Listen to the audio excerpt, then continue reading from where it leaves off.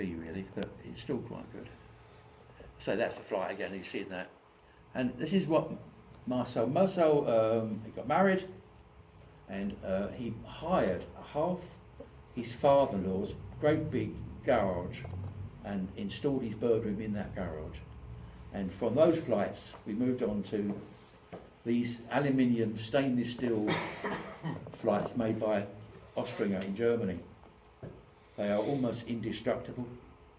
They are fantastic. You never have to, there's no maintenance, there's nothing.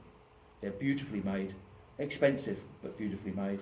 And if you look at the white wall there, even then that is all wiped down.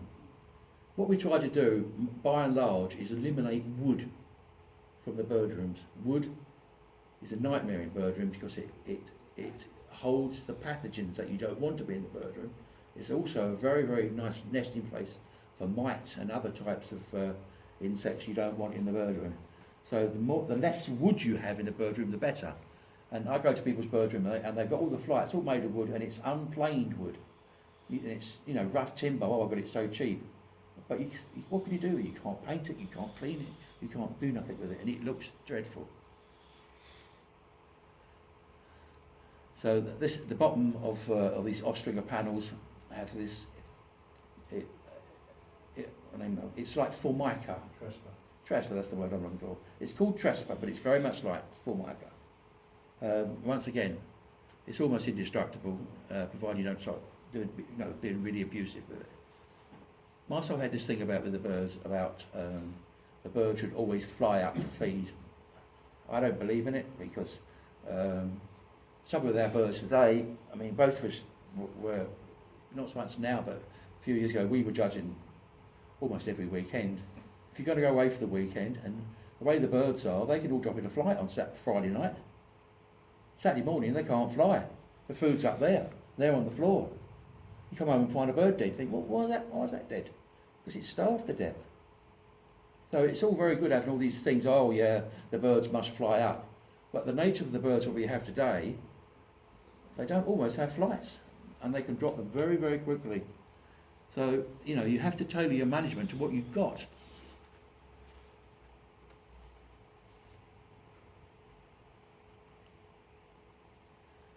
Now that's a perfectly acceptable nest box to me. That is a plastic nest box, but because we were going down the line of Ostringer stuff, we decided to change everything.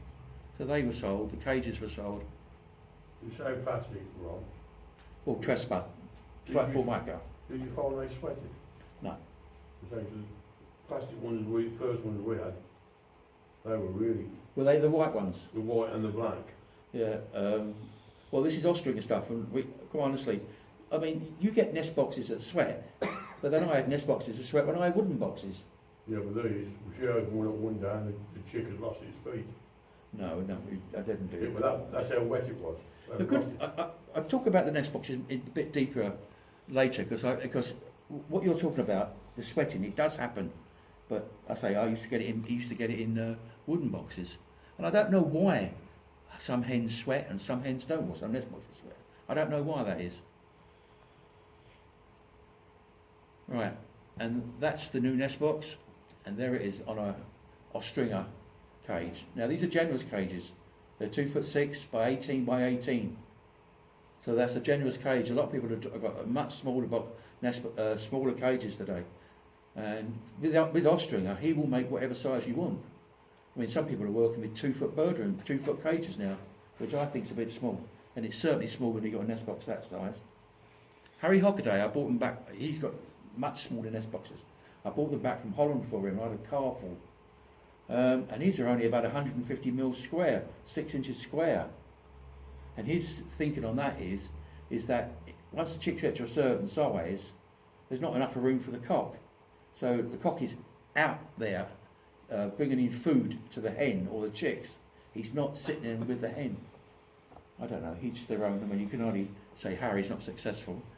But these nest boxes I find work very well. But, you know, I mean, Jeff Bodie used to use these 6-inch square nest boxes. Well, I mean, he's done very well over the years as well. So what it proves really, there's no one way to breed budgies, is there? Okay, this is the nest box. It lifts up and you push it back. and it's a box in a box, and that's how they used to come. They will still come that way if you want them to come that way, with a wooden interior. Some people are very much attracted to a wooden nest box because they say it keeps the chicks warmer. They don't like the idea of plastic or formica with the chicks. They say it makes the chicks cold. I've never found that problem, to tell the truth. But you know, you can take that nest box out, put it on the side, inspect it, bring the chicks, clean it, whatever you want to do. And there's that happening.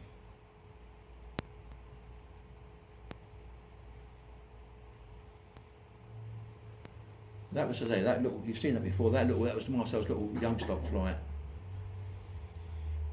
And this is what he's got now. This is what he's still got there. That is what he had in the garage bird room. And one thing about Ostringer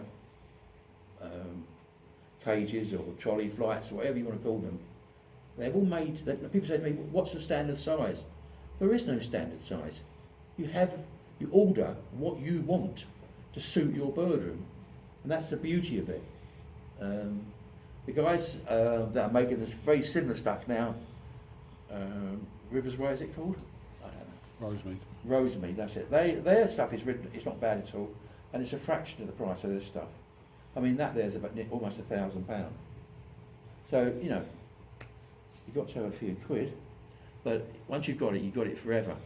The other one's up at Leicestershire, does it? Yeah, Fred White's got those made by these people. They're aluminium square, but they use ordinary, we call it 20mm inch by inch, which is perfectly acceptable. And the good one thing about them, as against Ostringer, their lead times are so much quicker. This guy is so slow, because I mean he's only him on his own. He's a one-man band. He did have his son working for him for a couple of years, but he's now moved on. And the amount of work that he's got, and not only that, he's making special cages for vets, and he's making vivariums. He's making it's unbelievable the stuff he makes.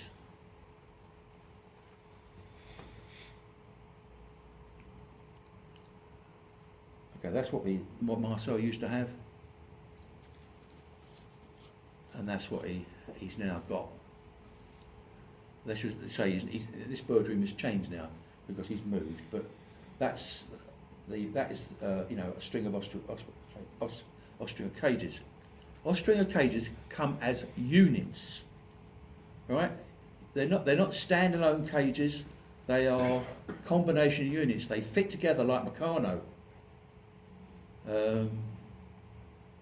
But they've all got slides on them. So when you pull the slides, you've got really nice long, stock cages. I went to visit. He's talking at the club. So, my brain is going. I'm trying to talk to people. Martin Hayland, and he had a long one row in his bird room. He's got his birds in the basement, and that's very common in the continent. He had his birds in the basement, and he had all these plastic cages, and what they were is basically plastic storage boxes, right? And they were like modular units, and he spent some money. He had all these fronts made up, which was all stainless steel. They had like a bark or something like that, and wire, and they were really very, very nice. They weren't very big. They were probably 2 foot, 2'3", something like that. Probably almost the same deep, 18, 20 inches deep, and they were very, very nice, and I liked them very much. And he was telling me what he made them for, and they were remarkably cheap, right? But he had a problem. It was a huge problem in my mind, in that they were all 2'3" wide. If you got a dirty box, you could pull out one and put a new one in. They were like modular units, but you couldn't pull the slides. So you couldn't do what Marcel's done in that middle row there, or half and half, and have them into flight cages. So he had nowhere to fly his birds when they weren't breeding, or put the babies. So he had to start then buying Ostringer double-decker cages. Well, they're £1,000 a piece. So what he saved on the nest box, on the actual cages, he lost because he didn't have nowhere to fly his birds. So these sort of things I think you need to think about. I mean, you can buy quite cheap double breeder wooden cages now, quite cheap. Right? You can buy these all-wire cages that have been sold by the Italians, and the canary guys are going into them in a big way. And they're quite reasonable. You can buy 2.5 foot all-wire cages. Harry Hockaday's got those, right? And they're really quite nice. They're quite easy to manage, but they don't give you the flexibility. Right? You can put a show team in them. You can't put a show team in a bloody 2.5 foot cage. Can you? Yeah, I suppose you can. Right? But it is always much harder. Right? So these are the sort of things you've got to think about. Okay, you might save money on the cages, but then you've got to start building flights. So, you know, but these cages, mine now are, you'll see mine in a minute, mine are now, I don't know, 5 or 6 years old, and they are as good today. They clean up absolutely beautiful. And this plastic stuff, the best thing to clean it with is an Avery scrub by the guy in Sussex, Dave Van de Peer. Right? A splodge of that into a bucket, and it just lifts the dirt off these cages. It is fantastic stuff. It is not cheap, but you know, you buy a gallon and it lasts a couple of 3 years. And there's the cages with the front stripped off them. You can lift that handle up, and you can pull out a slide or a box that for cleaning and washing and things like that. And there it is assembled. They come with those perches, and it's just a hole in the back of the cage. There's nothing very sophisticated about it.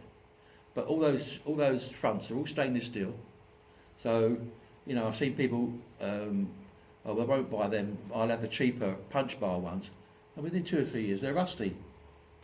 And you have to start cleaning them or just ignore the rust, and they look like shite. Do they maintain their shape on the... These do, oh yeah, they're very rigid. They're very rigid. Marcel's, I can't understand, he's got a grey plastic insert, and you can buy them in Switzerland. I don't know if you can buy them here. And he had the cages made round that grey slide insert, and he put a white thing on top of it. And I can't understand why he'd done that, but that's Marcel. And you know, Marcel's one of these guys. You go to his cupboard and all the baked bean cans are all lined up with all the labels pointing forward. To say he's obsessive would be an understatement. And I say, there's the cage complete.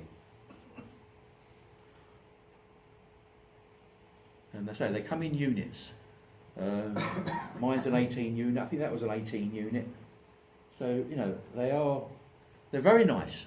I think they work out about 130, 140 £140 a cage with the nest box. Well, then white plastic ones are not much cheaper than that.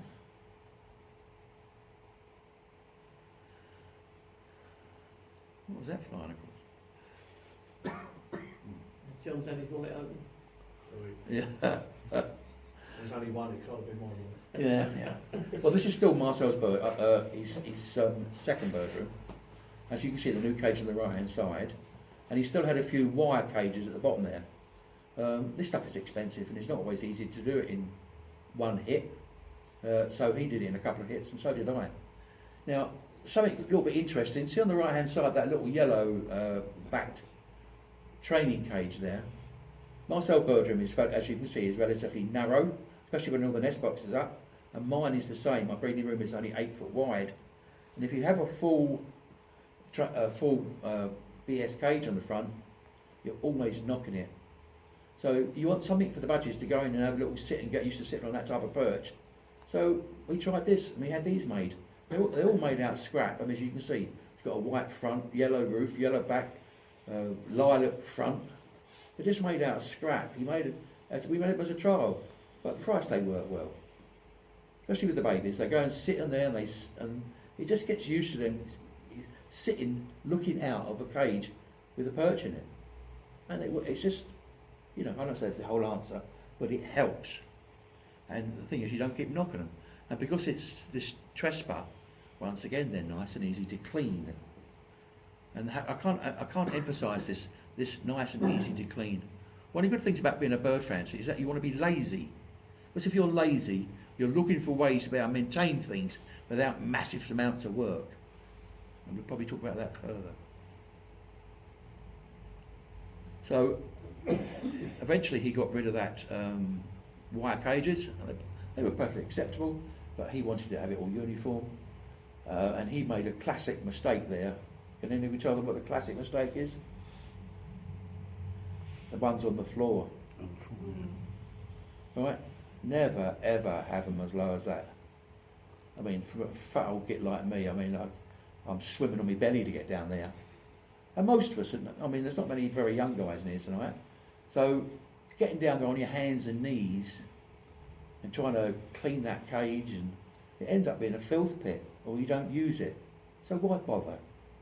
My cages start 18 inches above the ground.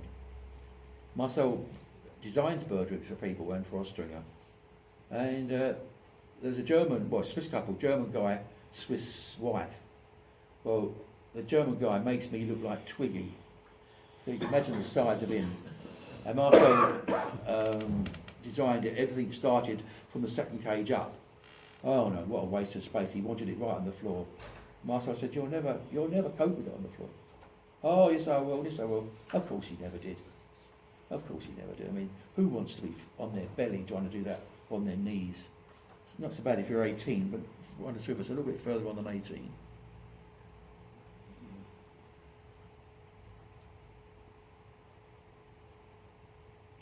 Okay, as I said to you before, one of our biggest aims in life is to get rid of wood, and we weren't very happy with the wooden interiors. So we asked Austringer and spoke to him about it, and he came up with this. So you've got a Trespa outer box and a Trespa inner box. Now, as I said to you before, the birds, I do get nest boxes that sweat. And I do get sometimes, like what, last year I think I had a hen and a couple, a partner pair decided to have a slaughterhouse inside that, inside the cage, and she killed him. And that cage, that nest box was absolutely, well, it looked like a slaughterhouse inside it. It was, right? But of course, the good thing about that is that, and I'll show you in a minute, is that you just take it off there and it just all lifts off, right? You just take it to the sink and wash it. And the sweaty nest box, all I do with the sweaty nest box is just pull that inner box out, and I've got a roll with a paper towel on it, and give it a wipe out with a paper towel. With a wooden box, they go black with bacteria, right? Because you think about it, nest boxes are an absolute perfect place for bacteria and other pathogens to thrive. It's warm and damp and absolutely it's got food in it and everything else like that. It's a perfect place. It's got excrement and everything else like that. It's a perfect place to breed bacteria and stuff like that. Absolutely perfect, right? And the amount, and if you get, I don't know whether about you guys, I get hens that occasionally, and not so much these days because I've just had this system. Hens go sick, and if a hen goes sick on the nest, I've never been able to save one. I called it nest box pneumonia. And if they go down with it, they never seem to recover. So the idea is not to have them go down with it. And I mean, when I was at work, every Saturday morning, this would come out.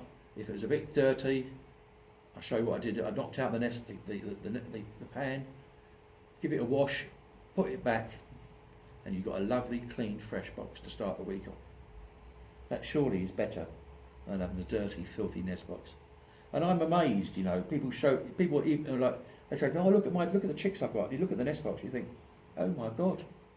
And you see it occasionally in every bird, so people have shown chicks in a nest box. And it's disgraceful. I mean, even if you haven't got, if you don't want to spend all this money out, right? A wooden nest box, knock it out, take the chicks out, knock them up out of it, and put a bit of fresh sawdust in it.